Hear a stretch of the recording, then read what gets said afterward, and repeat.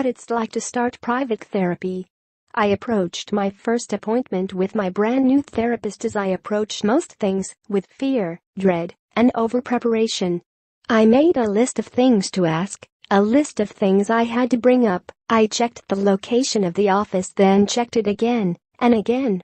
Despite sharing most of the bits of my brain all over the internet, chatting face-to-face with a stranger about all my issues still feels nothing short of terrifying. Sure, I've had therapy before, but it was all online. I had 10 sessions of CBT in which I could pretend my webcam was broken, so we could just chat, as though it were a phone call.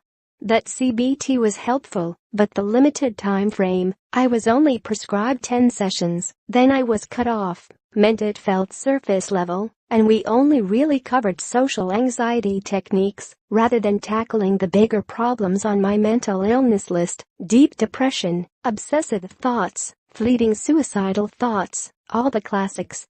With private therapy, I knew it'd be different. I wouldn't be able to hide the sweat creeping across my forehead, or the tears starting to prick my eyes. Don't get eyelash extensions. If you're a crier, it effing stings. Face to face, someone could see when I'm uncomfortable and push me further, and the fact that I was paying for it, with no limit to the number of sessions, meant we could go more in depth.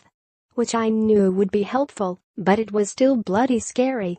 What if the therapist was really judgy? What if they revealed things about myself that I wouldn't like? What if I broke down crying and massively embarrassed myself? And, oh God, would I have to analyze my dreams? Talk at length about my parents? Would there be a chaise longue? Would they give me little dolls to pretend were Mommy and Daddy? It was the unexpected bit that scared me. I didn't know what it'd be like, so my brain drew from weird therapy stereotypes and my worst fears. I have an anxious, obsessive brain, so I tend to do that. I arrived on the day so wound up with worry that I bumbled about like a Hugh Grant character in the late 90s.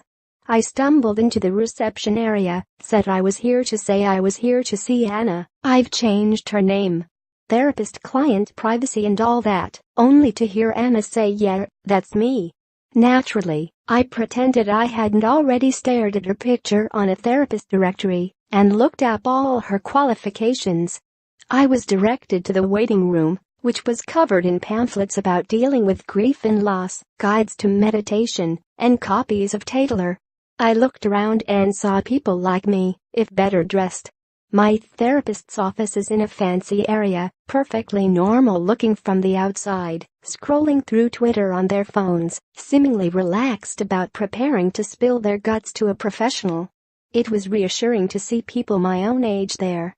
Thank God, therapy isn't just for children going through awful things or adults having midlife crises. There are loads of people who need some help with their minds. As I attempted to read Twitter, I was too anxious to take anything in. 10 minutes passed. It was time to go in. Anna came to get me. We went downstairs, turned a corner, and entered a room. Inside there was no chaise longue, no doll's house with tiny figurines, no box of tissues. Instead there were 2 chairs, facing each other, but considerably far apart. A table sat between them with a clock on top. There was a window looking out at a bike rack, and a potted plant in the corner. That was it. I sat down, clammy and shaking.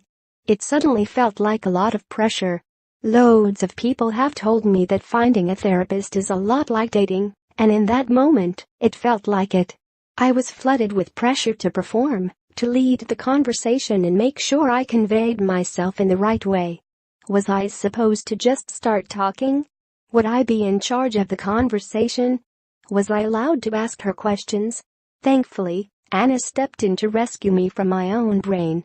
She explained her usual treatment plan, a month's worth of weekly sessions to see if we get on, followed by weekly sessions until I feel more stable, at which point it can drop to fortnightly, if that's what I'm keen for. Then went through how today's session would go. We have to fill out a form, she explained. It's just a series of questions. Some of them may seem strange, but it's just so I can get a sense of who you are and where you're coming from. And with that, a flood of relief. question and answers. I can do that. Easy. The 50 minutes went by in a flash. We chatted about what I'd like to achieve from the sessions, techniques for dealing with obsessive thoughts, a greater